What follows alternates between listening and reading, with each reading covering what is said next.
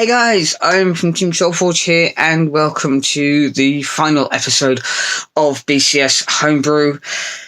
This is where it all comes together. Going on to the BCS. As you will see in the run through in a minute, I have made some really fun changes.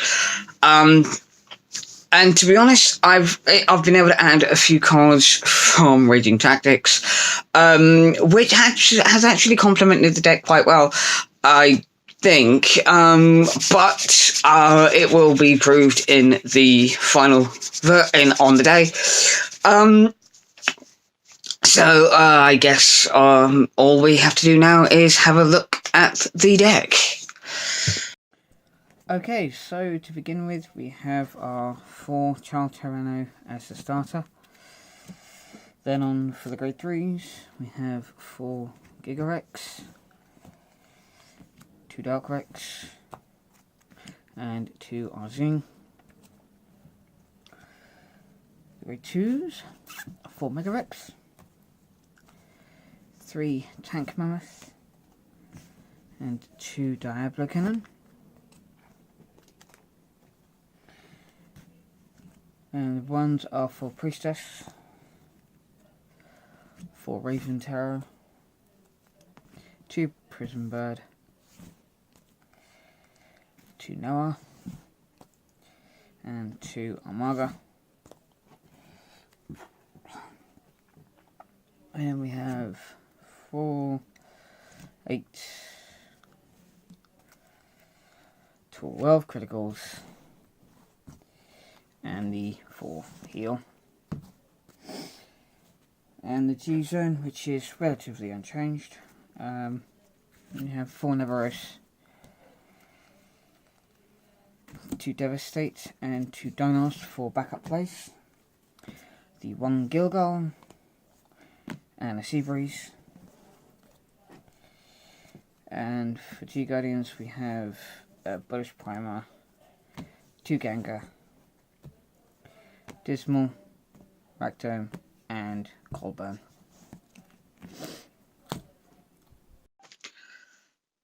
Okay, so here's a few reasonings behind what I've actually chosen for this deck.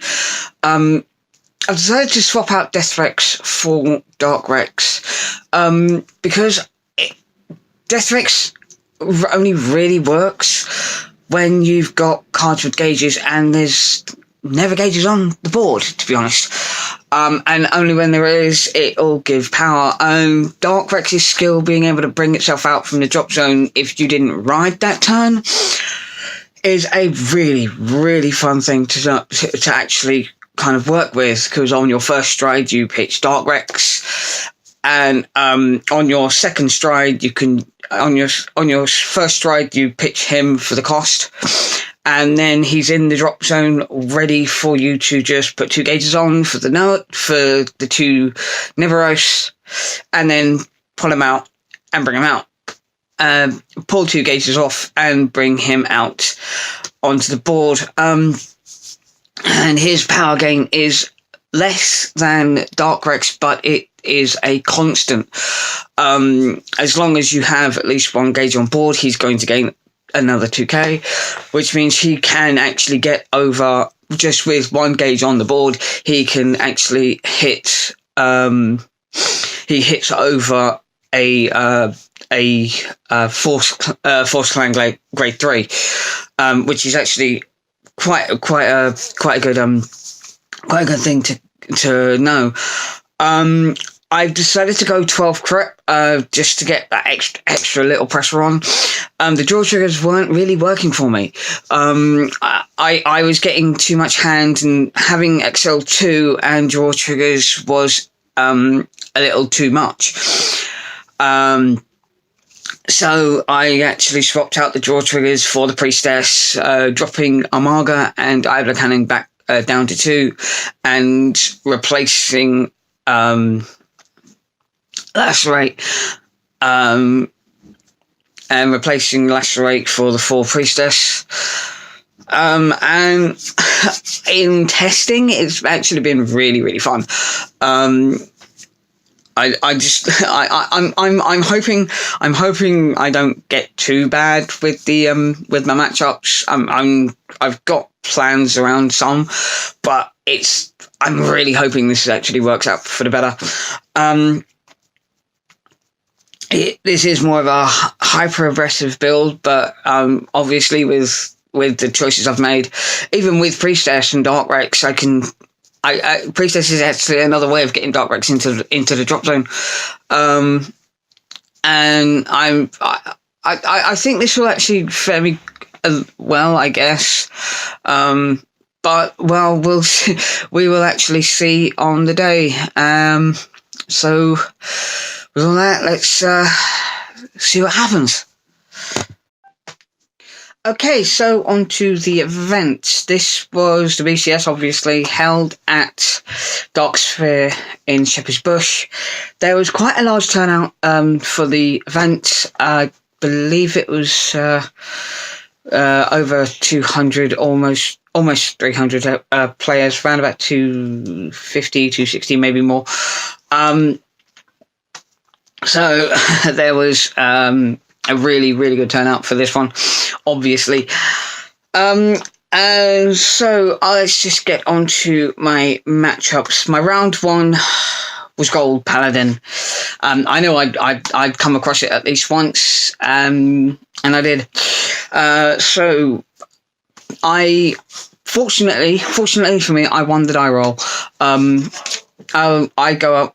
I ride first. We both get to raid 2, and he goes off with his Ezreal shenanigans. Masses, I think he had about 4 rear guards on his turn. Ending with Platinum, I believe. And kind of dealt me with, I tanked about 5 hit. I tanked about 3 or 4, guarded a little, but enough to just keep my hand up. I got a couple of triggers, which kind of shut down half of his attacks. And so I was able to then kind of go into my turn. I wrote Gigarex, straight into Megarex, straight into Neveros, and I got a good board up. And I obviously with this turn I went hard. I went hard on his frag. I went hard into his Vanguard to begin with, and on the second wave of attacks I actually sniped a couple of rear guards out of him. So he'd have to put more. He would have to kind of go a little harder to try and take me out. His next turn, he proceeds to go in, calls a couple. He doesn't stride during the stride phase, so I kind of knew he was going for the Unite into Spearcross. So and he kind of like used Platinum skill, got the trigger manipulation, and then strode into Spearcross. So obviously triple drives, getting more units out. Like I was able to guard enough. I was able to guard quite well with that one, and just keep board presence, and still have enough in my hand and had enough on board to get a good pressure on. After that, I was able, and through all the skills, I was able to get a Gigarex into hand. So on my next turn, I actually went in for Gilgal, which, to be honest, is actually one of the best strategies for any. I realized in kind of like theory testing that Gilgal as a second stride is a really good hit on Ezreal players, because obviously activating the skill, just getting enough damage, just activating this skill, being able to wipe out his board, and then just kind of like smash me in the face with a good solid set of rear guards really helped. Literally, he had to guard with stuff, and fortunately for me, I actually had a mammoth. I was able to have a I think it was a few really solid units to kind of get him to. I was able to kind of hit him pretty well. I think I got him up to I got him up to 4. I got him up to about 5. About 4. I was able to get him up to 4 because he actually got a heal trigger, and I was able to. I was hoping for the 4. I was hoping for the 5, but he actually got a heal, so it was on 4. After which he and during my drive checks, I actually got a PG, which I may have actually gone to tell us like, oh great, I've got a PG, I can survive. I can actually survive something. Because I did anticipate the Ravenhair. Probably Ravenhair. If he didn't stride, he'd probably go into Ravenhair. But I mean, I forgot about Helios. I forgot about Helios, seeing as it was a. I forgot about Helios, which is actually what he went into. Activated the skill. I couldn't guard with 1s or aboves, and my PGs are grade 1s, which was unfortunate. Excuse me. And he's able to just put my hand down and take me up to 6. I was unfortunate and lost my first game.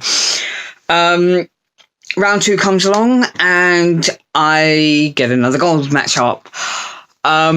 This time it went pretty much the same as the first. Neberos he does his shenanigans, he went into Ravenhair.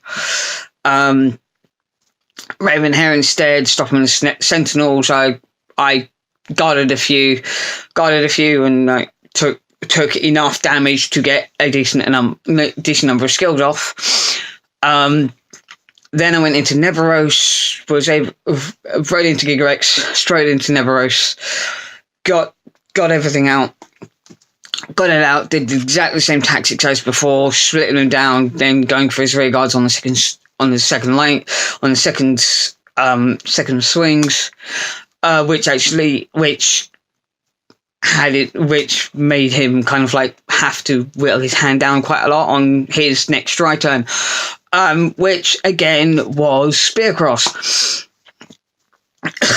which kind of gave, which I knew how to kind of go against that, and just he was really hitting hard.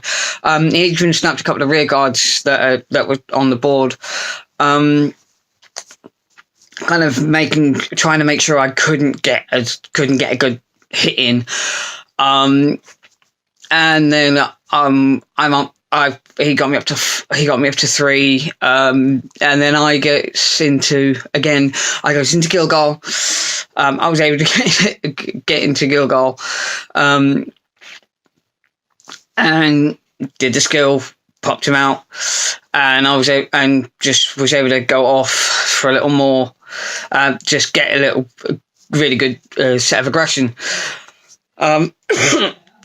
Swinging in 3 hits, I goes for a rear guard, and I was only 2k over, and he G-guards. And I knew exactly what that meant. He was planning to ultima next turn. He had everything planned. He went into ultima. I had a 9-card hand. I had a 9-card hand, ready to kind of like really try and tank this and keep myself alive. I'm on 3 on 3 damage because I've been able to get a heal trigger from my drive checks, and then he goes into Ultima. Obviously gets Ultima skill going, and he stacks 2 crits, calls out a couple of units, gets their skills, so he's got full board. He's got his full board, and on Ultima's hit, I don't have a PG, so I saved the PGs. I had two PGs. I had two PGs and a G guard ready. Two PGs, a couple of extra, and I had about 6 cards in hand, so I was able to G guard and guard, and I was able to PG the rear guards. It was a 3 to pass. He got obviously the 2 crits, and his next card was a draw trigger. I had to take the 3 damage, and I saw no heals, so Ultima actually hit me down. On my next round was against a guy from Darksphere that obviously I knew. I knew he was going to be playing one of 2 decks, and either Pale Moon or Katrina, and it was his Katrina build that I actually went against, which was a Katrina Asha. Although this was actually a really fun game. He knew how my deck worked, so we were kind of counteracting each other.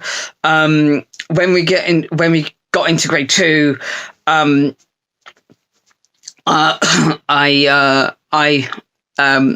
we got into the grade 2 game. He rides Pansy, I go into Mega Rex, and I was in 2 minds of either kind of like going for the grade 2 game. On his second turn, he rode Pansy, which I unfortunately didn't notice. He rode Pansy first and then re-rode Pansy. I actually Sylvia. Oh, sorry. He rode Sylvia and then rode Sylvia again, which I actually didn't notice. And for my next turn, I actually went for Sabreeze, but he actually I did the cost for Sabreeze, and it's like, oh, you can't Sabreeze, I've re-rode. I'm like, I'll have you. It's like, just he lifted up the Pansy to show me he'd re-ridden, and I was like, oh, okay, I'm sorry. Yeah, you're right with me taking him out. I was like, yeah, sure, fine. And I think that actually kind of and at that point I was thinking, okay, do I rewrite Mega Rex or do I go for the grade 3?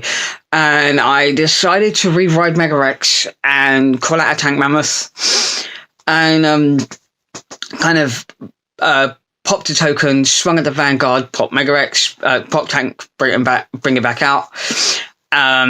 Swung into the Vanguard. He got a damage trigger, put it on his van, so I sniped out his rear guard with the Tank Mammoth. And then this is actually what surprised me. I think me going for the Sabreeze kind of threw him off, because he actually went for the grade 3 play while I was still on grade 2. I think it was because he couldn't ride. He knew he rode on to grade 3 because I went to Sabreeze because I didn't notice the re-ride. He couldn't have re-ridden grade 2 that turn, so he had to go for the grade 3 because he knew Sabreeze was going to come. He rode into Training Rose, and I'm on grade 2, so he can't stride. So he's got a solid board up, but obviously it's not good enough. I'm able to kind of save myself. Then I go into my turn. I go into Neveros. I actually go straight for the face for all of my hits. He gets a couple of damage triggers, which stops my last couple of attacks, unfortunately. But I kind of swing in for I actually do swing in with Mega Rex for a draw, and just getting some skills off just to kind of like get an extra few guys in hand for his Katrina turn, which he proceeds to do after riding over Russia. And I'm, oh shoot, yeah, boom. Which is actually when it dawned on me that it was actually playing the Archer variant. yeah, it was actually really interesting to see how Ask Katrina works, because he was actually bringing out cards with the bloom, and obviously there's a quite a lot of really powerful things with going through that, and I've got a large enough hand to keep tanking hits, and I was able to survive his Katrina turn, and then I went into Neveros for a second time, and actually was able to kind of give him a huge push, sniping out a couple of rear guards, then going for the huge push with Gilgal, with Neveros and my rear guards for my first win. Round 4 came along, and it was my third Gold Paladin matchup. Everything went the same as the last two. Unfortunately, this time I didn't win the die roll. So he was going into Ezreal while I was on grade 1. I took enough damage to be able to do the play that I've done every single time in First Strike Neveros. I first strike Neveros, get a few. I got a really good solid hits in.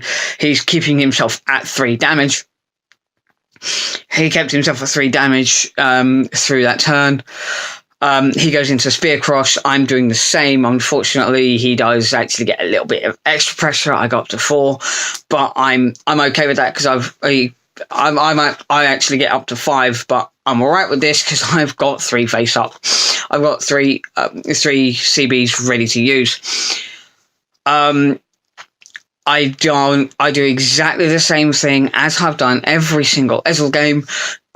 I was successful. Went into Gilgal, wiped his board, and got him up to 5.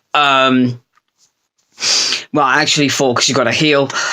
And then he decides not to stride at all, and goes into Ravenhair, calls out a full board, and just proceeds to slam into me a lot. He's able to get a lot of skills off, and unfortunately I get lost from gold for a third time.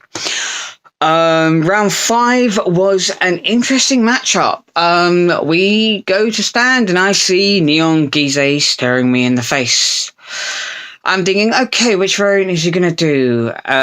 My first thought was, okay, is this going to be Angels, or is it going to be Angels, or is it going to be Angels, or is it going to be flip? Is it going to be Angel or the other more common? Is it going to be one of the 2 of the common variants? And it wasn't. It was actually a Shizuku Gize, which was really interesting. It was actually my longest game, I believe. I knew I knew the tactics that I had to do. I won the die roll, so I rode first. I rode first. I rode first. He rode. Got some damage in. He got a damage in. I then proceeded. I slammed in with the I hit Road Mega X, hit with the Vanguard. Road Mega X called Tank Mammoth, and got a rear guard out. Went into Mega X. Slammed in with Mega X.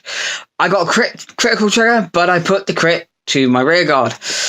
Now he's obviously with he's actually running some like standard stuff, so he's 1k over me. So I'm going trigger to hit, and I get a trigger, but I get a critical, and I put the crit on the rig, crit onto the booster, and I'm not actually boosting. I'm putting the crit to the back row and just got the power in, so it still hits, but he takes 1 damage.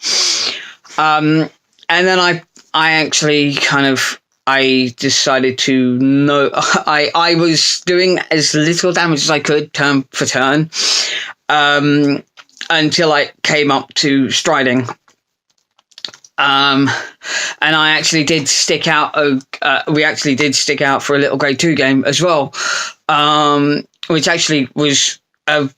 Which actually I found was a smart play against it. I was able to amass a good hand, amass a bigger hand than normal when going into Neveros. And it was one of the times when I really didn't know how to get through this. He was able to get, I think he was able to get about he was only able to I was slow rolling him so much he only hit 2 damage triggers the whole game, and he got three drive triggers, and I went into Neveros. I did a really high power turn, and he goes into it. I'm guarding. I'm actually being able to guard like a lot. I actually strode Neveros 3 times for this game. I strode Neveros, then Dynast, because I didn't have enough to actually go for another Neveros. Goes into Dynast and I actually went really well with this one. I was unfortunate to go through all my entire deck. At the end of the game, I had only 6 cards. I had about 6 cards in my deck, and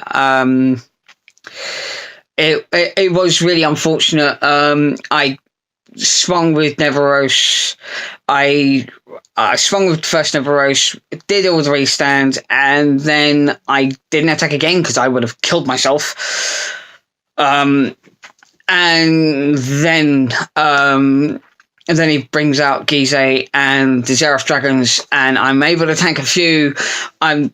He swings with one of them. I can't remember which one it was. And I look at my hand, I've got 1 card left in deck. I look at my hand, I look at my drop, I look at my damage. I'm on 4 damage. I really think, okay, I can survive this, but I'll just deck out by drawing. And I decided to just take that damage to just commit suicide, and I lost that game. The next round was actually really, really, really good. The guy had just started getting into premium, so he was actually learning the deck on the day. He was learning a few things on the day. He knew the deck. He knew his deck well enough to play it competitively. But it was actually a really fun game because I was partly teaching and partly kind of learning, partly teaching him like the mechanics of premium along with playing a game in a BCS. So it was kind of like a little bit of a flex on my part, being able to teach the guy like the fundamentals of premium, because he really didn't understand GB and how that worked. So, I mean, this game went through pretty well. Oh, and this is against Regalia. And no, it wasn't Mohammed, but I did mention that Mohammed does play it. So this is we go through the game. I'm able to Neveros him first. I'm able to Neveros him the first time, and kind of get my first Neveros in. I dealt him a fair amount of damage, and kind of we're having a good back and forth with kind of like getting high powered attacks, and I'm having to tank a few to kind of like get CB. I'm able to tank a few kind of couple of waves to get good CB, and then obviously it comes along, and I'm able to kind of get on my second Neveros turn. I haven't got much. I've only really got one CB open, but I'm able to get two babies and a Raven Terror on board. So I was lucky enough to used all three skills, because it was I used baby to get a couple, then Raven came out, giving me a counter charge, and then baby again to counter blast and get another couple out. This game ended with a board that I have never seen before, and I doubt I will intentionally see it again, which was 2 Giga Rex, a Dark Rex, and Neveros on board. And my drive checks were actually really, really solid, because I was able to get 1 Giga Rex had a trigger and a trigger on it with a crit, and the other one had a trigger on it. So I was really lucky to get I think it was a heal and a crit. I swung in, and he really couldn't take all of them, and I won my second game of the day. Round 7 comes along, and unfortunately that is where the games finish, because my round 7 and my round 8 were actual no-shows. So that was an automatic win. I mean, it's the worst way to win, but it's a win nonetheless. So I ended the day breaking even with 4 wins, 4 losses. All in all, I had a lot of fun. After the tournament, after Swiss had ended, I did have a few games against Connor Tizard. Good old Tiz, hello mate. Against his NLK deck, just to see how the deck would fare against it. We played about 2 or 3 games. And unfortunately, I couldn't get against it. I mean, I was unable to really get Neveros. The first game in the casual games, the deck was running actually perfect for me all day. I was just unlucky with my matchups. I'd have to say I was unlucky with my matchups. And obviously it's all to do with luck with card games, but with this setting, I was really unlucky, having 3 god matchups on the day. But anyway, I'm rambling. Back to the NLK matchups. I went pretty well against them. I was able to kind of like survive the preparation, but when it came to the final pushes of the Luard of the deck, I just wasn't able to get through it. He was able to get the little kind of the sneaky basically going standard playoff once in all 3 games. So we were actually properly going. It was kind of like premium mode and not standard, which actually kind of was a good move on his point. And I was learning more about the clan and how actually I could potentially win against it. But unfortunately, I wasn't able to with his NLK deck. It was the high attacks on Assassin that was really doing me in. I have to admit, it was Assassin that was actually the one thing that was going really well for him. And on the last one, he actually used Master of Fifth as well, which was unfortunate. But all in all, it was a really, really good day. And and this actual whole series has been a really fun time for me. A few things I will say about the deck as it is now. After the whole tournament had been finished, I was speaking to a few guys, and I mean there are a few things I could try out to do some other ways of actually playing the deck. I got a guy back into Tachikaze, which was really fucking fun, because he was like, I've been interested, because obviously with the results coming out, Tachikaze got third place. I've seen the deck and it's really intriguing, but I'll probably do something about that in a later video, maybe in a later video. I'm no guarantees. But after kind of like he saw my build, he's like, I really want to try this out now. And it was like, yeah, I laid out my build, explained my reasons for every single card in the deck. Well, as I was saying before, I was really interrupted. That was Connor, by the way, giving me a call there. So I showed the guy the deck, and I told him all my reasonings for all the cards that I had in there, and he kind of saw my build and like, I really enjoyed this build. I continually said that, because I told him the reasoning for this, and told him the other version, which kind of goes full gauge and like all that stuff, and he actually said that this build looks really fun to play. And I came back later, and like I showed another guy, and he gave me a few suggestions on like things I could run in the deck, to help with the problem with the counterblasts, which I will more than likely try and go for.